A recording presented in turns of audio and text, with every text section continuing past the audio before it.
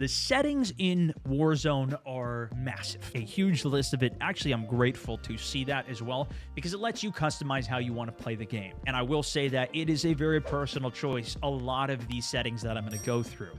Typically, I'll just kind of scroll through and show you all the menus, and I will do that. We'll go through all of the different items here today, but I want to explain some of the decisions behind these as well without making it too long of a video for you, as I've seen at least contradictory things to what I see other people running. I'll give you some of the controller side. I've played that for a solid season, as well as I like to look at a lot of the controller player gameplay. However, I am going to be speaking more from a mouse and key element, and I will go through all my binds because a lot of people ask about that. When it comes to the graphics quality, I'm also on a super high-end system. I have a 4090 processor, 14900K, so take that for what you will. I'll try and give you some insights there, but there's a lot of really good settings videos out there that go deeper on some of the elements. Iceman Isaac does a great one, I would recommend. I went through and followed a lot of what he had to say, as well as a lot of other videos that I've looked at and kind of pieced together what works for me the best. I'd recommend you do the same, and in fact, you probably have. This is probably not the first settings video that you've seen. Hopefully, this gives you some of the insight into at least what I'm doing and utilizing through this as well.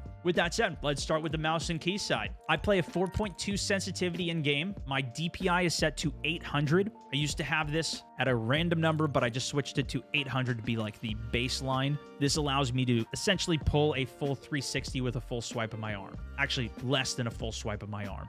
But I want to be able to quickly 180 on something, or 180 and then continue be able to track the fire. There's a whole lot you can get into with aim sensitivity, but I think a 360 on a swipe of your mouse pad, if not slightly less for this game, is better because of how fast the gameplay is.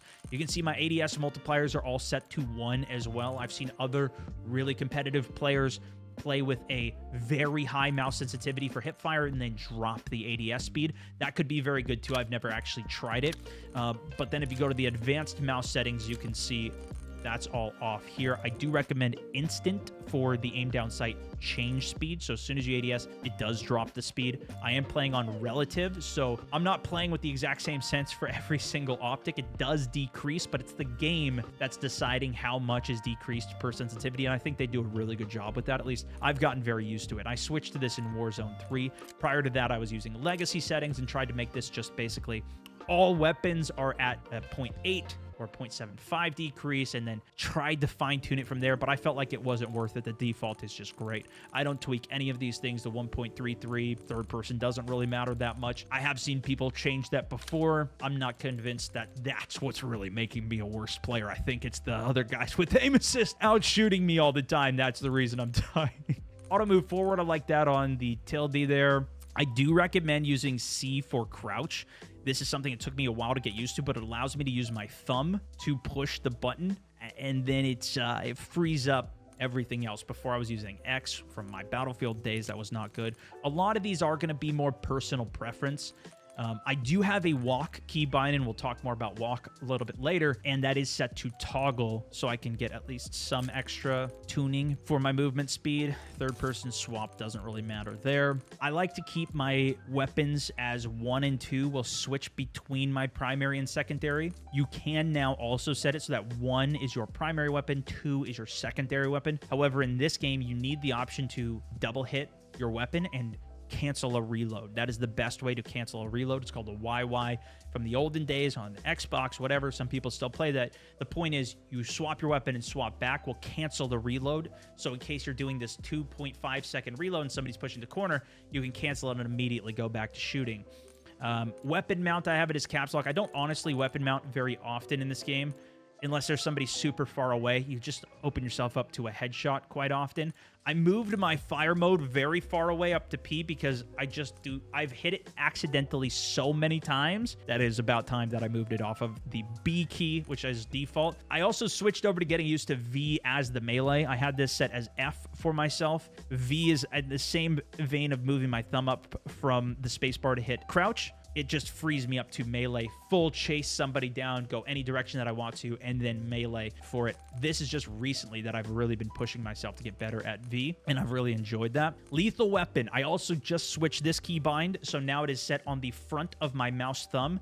I've also seen people set it as their ping wheel click in rather than ping there. So that way, essentially, you can full move your character, again, with WASD, and you can full aim without having to let go of anything. You can get a real precise throw, and you're not going to be shooting at the same time as throwing anyway, so that's why I think the ping wheel could be good. Depends which mouse you're using. Nonetheless, I've put that directly onto the thumb button. Tactical grenade for Q, field upgrade, those are fine, just kind of some tertiary buttons. I am used to this from the past of having armor plate as 4. I find it much easier to hit going forwards and up the keyboard than to the side to G, which I believe is the default bind now. As long as that's comfortable, because you got to be able to do that while running. Obviously, I can't strafe right while doing that because I have to release D in order to hit 4, but that's normally fine if I'm healing and running. It's usually straightforward to get as much speed as I can. I also like to have interact as E. A lot of people use that as F2. Honestly, it doesn't really matter. Getting into some of the combat advanced settings, this is the other element. So previous weapon is 2.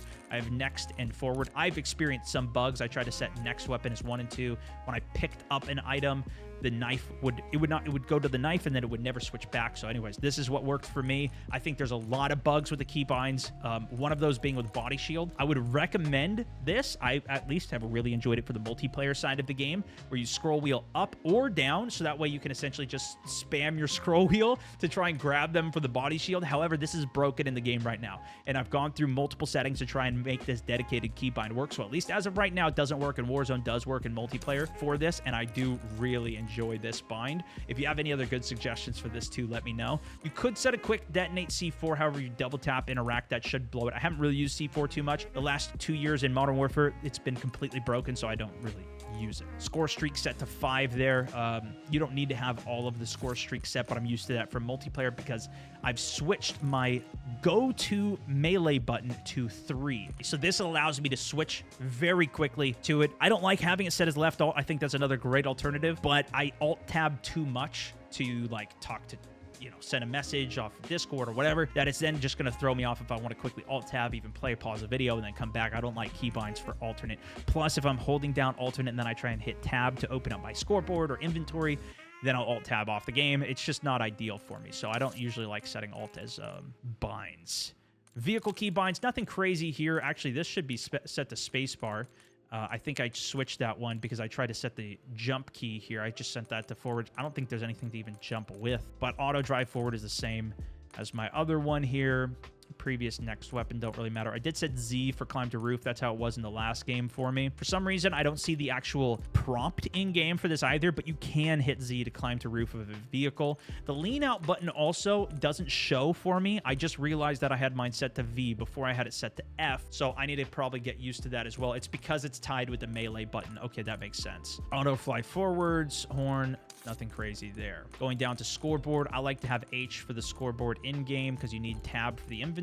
This is a big one for me too. I switched my ping button from that middle mouse in the exact same reason of what I alluded to earlier, but I want to be able to shoot and ping a target at the exact same time. If I don't have Combat Scout on, this is a tremendous advantage, being able to real-time ping enemies that you can then have teammates shoot through walls and get shots on. They did nerf the ping in this game, so it used to be 3 seconds, now it's only 2 seconds, but I like to be able to just try and real-time ping somebody. I have a little bit more trouble with it, but I think it's because I'm not used to it yet. I'm just so used to middle mouse pinging for years that I'm still getting used to that, but I've definitely switched my mind over now to just automatically ping with that, which has been great.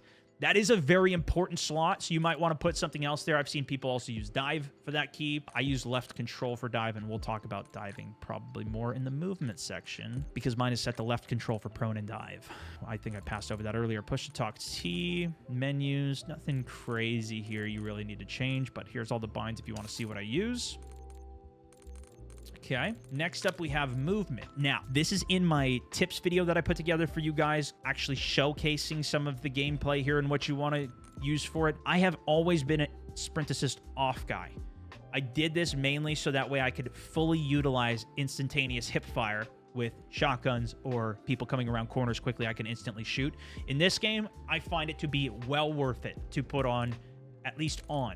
A lot of controller players do like to use tactical sprint assist, totally understandably. You get a lot more movement. You get into slides further and faster. You go faster when you're at full tactical sprinting, and you may have to hit shift for that. But at least on mouse, it is so easy to just hold the shift key down, especially with the other bind that I have coming up here. You hold shift and then hit forwards. You need to have the other one on as well, though, and I'll just mention it here. Single tap to run needs to be set. This will make it so you can already be holding shift and then hit W, start running forwards, and you'll instantly go into the attack sprint. Without this setting, you'll hit forwards. If you're holding shift already and you hit forwards, you have to release shift and then repress it down. It's another half a second delay or something. It feels weird. This is what was happening to me for my first like 10 hours of gameplay. Actually, for almost all of the multiplayer gameplay, I never even realized this was happening. I just changed this a couple days ago. Instantly, it felt so much better. It's properly doing what I really want it to do. Consider that. Anyways, back to the top here. Sprint assist, phenomenal. Make sure the sprint delay is to 0. I like these on as well. You basically want to utilize this to get into your slide as quickly as possible and as seamlessly. You don't want dead slides where you attempt to slide and it doesn't work. Mantle assist, this will just climb you over things. I don't necessarily think that's worth it. This is good if you're like brand new to mouse and key or controller even, but if you're ready for it, I would recommend even just learning it with it off. Crouch assist actually could be worth it to just put on to just slide through something, but I've gotten so good at just sliding through holes or whatever that I don't think I need it. I've also been switching over. I switched this to go to crouch. The main reason you would want this for toggle is so that you can just keep going up and down in gunfights by continually pushing C. However, I found myself getting into bad habits, especially with this much sliding that I'm doing, where I would accidentally crouch when I didn't realize that I was, and I would make more mistakes than with this as go-to. So when I push crouch, it'll make me crouch, but I cannot get out of crouch from that. I have to push spacebar in order to stand back up, which to me makes it more mistake-proof because I'm intentionally pushing these buttons on purpose. Same thing with go to prone. I never want to push prone to stand up. So go to prone, I will go prone and never stand up. It just doesn't make it any faster or anything. It just makes it so you don't accidentally make other button clicks. Okay. Tactical sprint behavior. I've tried this on hold. I disliked it strongly. The problem was I tried to use this as the alternate for me to avoid accidentally diving. So I would release shift and then push control because I use the same finger for it. I would release shift with pinky and then push control. Theoretically, I would just go prone, but there was still a slight bit too much momentum where I would do this little baby weird-ass dive. Terrible. So I ended up, I cannot play with that. I had to set it to toggle and just leave it at that and right-click in order to go prone. So anytime I go prone, I right-click, then I hit prone at the same time. Again, more of that in my tips video. Sprint, tactical behavior, toggle, airborne mantle. I don't mind keeping this on. Some people turn it off. If I'm flying in, typically, I do want to grab onto a ledge if I'm trying to get onto it. I never want to miss that ledge if I'm coming up to try and...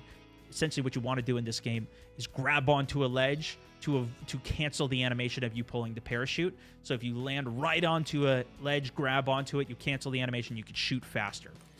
Parachute deploy off, of course. Sprint restore. I also messed with this a bit. This will keep it so if you ever slide or you even aim down sight and then release aim down sight, you'll keep your sprint going. Now, because we're using sprint assist on anyways, it doesn't really matter that much. I think this is overridden by it. However, I just leave it on. I tried it off with the other settings and yeah. Slide, maintain, sprint, same thing there. Mantle, cancel, reload. I do leave this on. You can turn it off. However, you may sometimes actually want to mantle, but you're reloading, and so it doesn't happen. I prioritize the mantle over the reload. I've gotten good enough where if I'm mid-reload, I'm not going to try to mantle anything, even though I do have grounded mantle on, which we're also about to get to. When it comes to the walking speed, I talked about this earlier. I leave this on toggle, and then I also have the walk speed to fastest. Because we have mantle or sprint assist on, there's no way to walk on mouse and keyboard. This is a massive problem for us, especially for shotguns now or just having a quick sprint to fire speed. The good news is with sprint to fire attachments, as long as you're not hitting shift and going into full tactical sprint speed, you actually have an insanely fast sprint to fire time that almost is instantaneous and you can still take advantage of while having the benefit of the slide. That's why I keep this on. And then if I really want to, I will toggle in and walk. However, the caveat here is what I also like to do is right click and then crouch. That will bring me to aim down sight and crouch without ever sliding. It guarantees that I'll just go down, and then I can walking speed because crouch speed is it's about the same speed as this, maybe a little bit faster even. And then you can just push a corner quietly with instantaneous hip fire speed. So something to consider. Slide activation independent. We have individual binds, so we don't need that. Again, single tap run definitely needed in order to capitalize on you instantaneously tack sprinting when you do hit shift. We're already normally sprinting when we hit W key. So you don't need to hit shift for that. You're only hitting shift for the tactical sprint. You want that to be very fluid. Try it out. Tell me what you guys think if it's something different you use for any of these or disagreements. Hold behavior for ADS. If you're not used to this game is way too fast. You need to have hold. You can't be clicking twice to ADS and on-ADS. Tactical stance activation doesn't matter. I don't even use that anymore. We'll see if we do in the future. Now, I switched this to prioritize body shield. This is what I alluded to earlier. I think the best thing to do would be to have dedicated binds for this. However, this does not work. I have tried this multiple times. It did not work for me. Maybe it's working by the time this comes out. If it is, remind me, and I will pin a comment on the description of this video. But right now, I've just set it to prioritize body shield. So if I go up behind an enemy and I hold my melee key, I will grab them as a body shield. To me, that is more valuable than doing an execution animation on them, because you're stuck in the execution animation. But if you're doing a body shield, you can then use them, or you can just do a quick kill, and it's super fast to just take them out. And it's also more toxic and fun. So, there you go. Equipment behavior is set to hold, so make it so you just throw it immediately. You can toggle it and pull it out and then do it. Again, more slow things. You want to be fast in this game. That is the entire point of it. Weapon mount activation, that's fine. I don't really like weapon mounting too much anyways, as I mentioned. Combat, instant exit for weapon mount, if I ever do, is important. The change zoom activation is fine as long as you don't ever screw it up. I honestly hate switching zoom in the first place. I think it messes you up more than it's worth doing. A lot of people turn off depleted ammo switch. I've never had a problem with this on. Sprint cancels reload. This is important. You need to have this off. By default, it is on. Hopefully they changed this in the setting. They did a tweet out on this yesterday. This is probably one of the most important settings to have off, because otherwise, every time you sprint, you're going to cancel all of your reloads. If you're trying to, you need to have it on. You'd have to be, standing still if it's on, rather. Leave it off. Leave it off. Armor plate behavior to apply all. All of these are now just, default settings. In the past, these weren't, so it was more important to go through it. But anyways, mode-specific overlays. Here's some things. You can see those if you want to. The one last thing that I didn't see here, or I didn't touch on, was grounded mantle. Let me see if I can find where that is. That should be here. Grounded mantle is locked here. It's under movement advanced settings. So I leave grounded mantle on. And this is to allow you to climb much faster without having to hit spacebar twice when you're mantling something. It makes it so you can go, especially between multiple mantles in a row, way faster. You will accidentally cancel reloads, as well as if you're trying to get through a window. It's way more consistent to just get yourself out of cover. It's more important to me than the occasional breaking the reload. But you can also still be further away from a window and jump onto the ledge and get through it. So that's why I really like that one. So that's kind of the long portion, I would say, of this, where a lot of people wanted more details in what I'm running, why I'm running it. Hopefully that's useful. I still have some good insights for you guys for controller, but come back for graphics interface, as well as I've got a little secret to make your mini-map bigger that I've been using. It's a little glitchy, but I do like it. So let's go through controller quickly. I play 6.6 when I was doing this. I did a full season on it and it actually was attempting to get better. The most important thing that I can tell you with controller is if you don't have back paddles, get back paddles. If you don't, find a way to learn how to play claw. Or you can figure out a way to bumper jumper, change one of the layouts so you can do it. But you want to be able to plate, jump, slide. Maybe not plate as much, but definitely jump and crouch while you are in the middle of combat. That is critical. You need to be able to have both sticks and slide and jump at the same time. The more things you can do, the better. So if you can claw ping, if you can claw your menus, like anything to keep your thumbs on the stick so you can control your character, that's what you're trying to do, while not, getting arthritis. Vibration, typically, this is off for most of the pros. Dead zone, ideally, you want this as low as you can possibly go without stick drift. I think it's still not worth it to have stick drift in the game. There's a lot of people that have decreased the maximum to get their tactical sprint faster as well with the max duration, so you only need to move the stick halfway and you'll instantly be going full speed. You're talking about such a small difference. I don't think it makes sense. And then you want to be able to control the speed. That's something we can't do on mouse and key, is control that walking speed. If, say, you want to walk up on somebody and instantaneously hip fire them or use a shotgun or something, that usually makes sense. Aiming for the multiplier, I do usually decrease that to 0.8 for the actual firing of it, but I don't even see where that is here. Or even 0.75. Supposedly, you get more aim assist from that. The motion stuff, yeah, I don't think you want to change that, at least from what I've listened to other people say. Instantaneous tactical sprint's good. The main thing here is just making sure this is 0, and then slide dive behavior hybrid is a huge W. So this lets you slide super consistently and prone super consistently, and then if you want to dive, you then click in the left stick and then dive for it.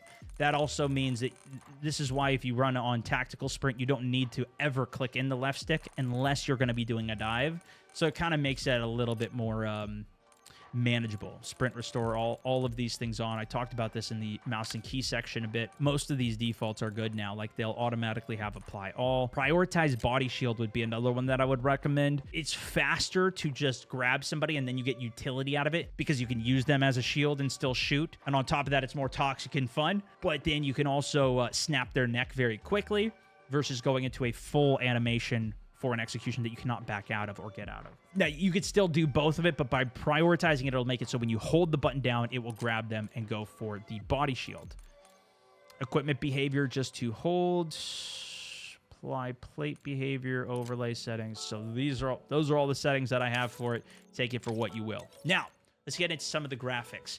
There is a whole lot here. Again, I have a 4090. I have a very high-end system, but I still play with lower settings to maximize my performance of the game, the frame rate. I'm trying to get to at least 240 hertz. I play in 1440p as well. Would love to switch up to 4K, but I want to make sure I have enough hertz to do that in the first place. So you can scroll through, see some of my settings here. Always have VSync off in games if you can handle it, if your computer's going fast enough. Most of these I did get from Iceman Isaac's video. Fidelity cast is a massively important one, though. If you are using DLSS, this will essentially create more frames for you, but at the cost of latency. So your game will be slightly behind what is actually happening in reality. It's very minor, but you want to be as fast as you possibly can. So I'm running Fidelity Cast for that. 100% render resolution. I cranked this the most.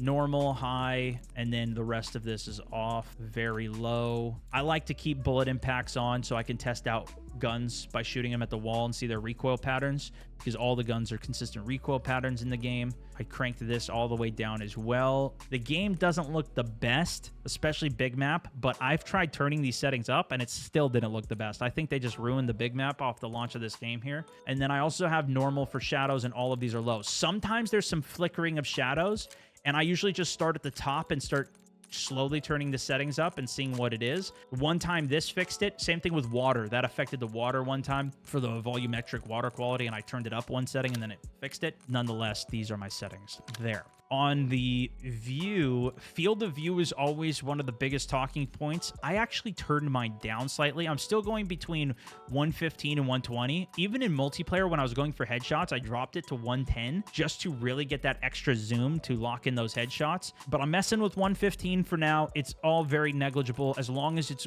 as wide as you can possibly deal with to see people that are potentially in those corners or right next to you, especially because sound audio is very bad in this game. That will help. I also recommend affected FOV, so when you aim down sight, you still have that same wide peripheral vision. Keep it wide for this, so that way your gun's model is smaller. You can see more of the screen, similar with the vehicle here. Motion blurs off. Movement as least shake as you can possibly get. I don't think anybody's surprised by any of these settings at this point. Now for audio, this is a big sticking point in this game. I would just recommend at least having the effects volume all the way up. I've tried to crank mine all the way up, and then I use a compressor for my audio.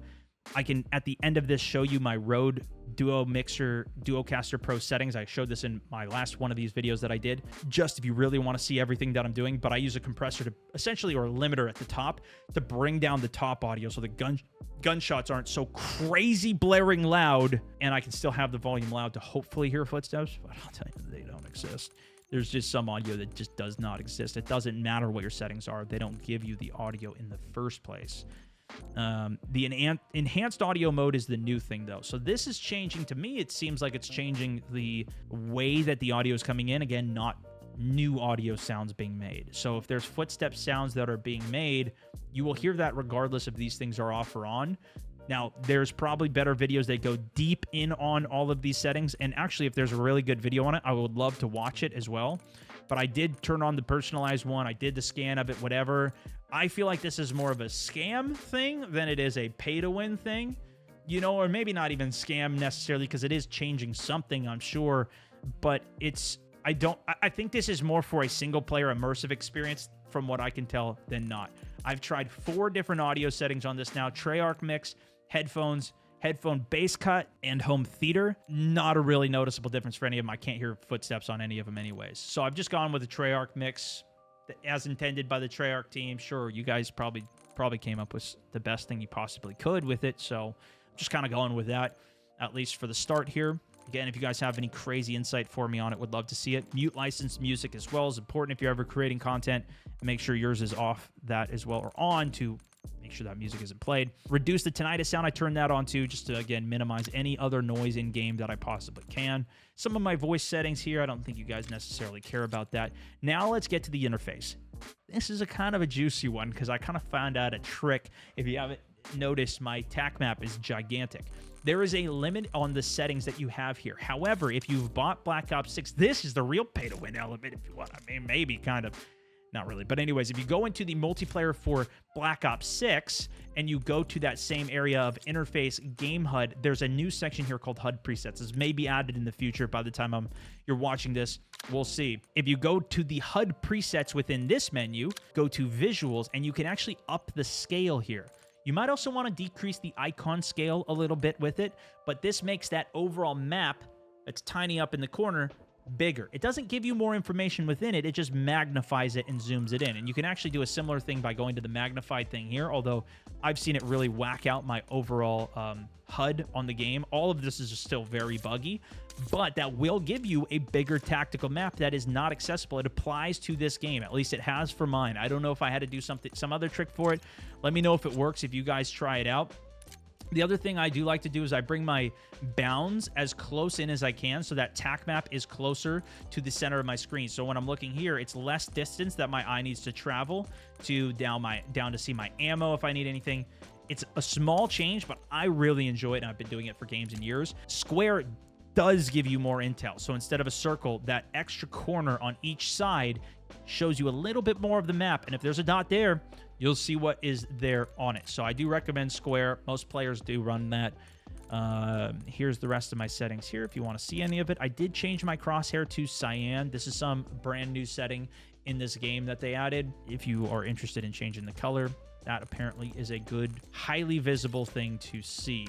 And then account info. I did see there's a cloud setting here, and I think if you turn it off and on, it will then save across your consoles. I actually turned the setting off and on a brand new install that I did on Xbox version of this game, and it completely overwrote and erased all of my settings here. So that's why I'm very familiar with all these settings, because I've spent the last couple days going through all of this, as well as watching all these videos and kind of getting some insight for it. So here's how I have some of my stuff set up. All this doesn't really matter quite as much, but that's the end of the segment for in-game settings. Hopefully that's what you wanted to see. Now I'll throw you to the end of my last video if you want to see my Rodecaster Duo settings and how I'm compressing some of the audio. My audio software that I use is, or hardware rather, is the Rode. Okay, so in this audio line is my main one for the game sound that I have. I use a high-pass filter that takes a little bit of the boom off the bottom. So when there's like a really big sniper, that bass is kind of cut out a little bit, so it's not as boomy for me. I also have a compressor. So at the high end of the audio, instead of it going up forever, anything that's really loud, like gunshots blaring super loud, I taper off the top of it. So it brings all of the top end sounds down by 2.5 to 1, compressing all of that high end. That lets me turn the overall audio up with the gain, so all of my audio goes up higher, allowing me to hear some of those subtle sounds a little better, while not blowing out my eardrums at the high end, because all those high, super loud sounds have been brought down a bit. There's some good settings that you can use for loudness equalization on PC as well. I don't like that because it makes the whole game sound terrible. This was basically me trying to recreate an audio curve that I saw from another video from Artist War, which you probably have heard of like all the intense, insane audio, but bringing up some of the lower sounds and some of the higher sounds and kind of the ranges of, I guess, where the footsteps would be.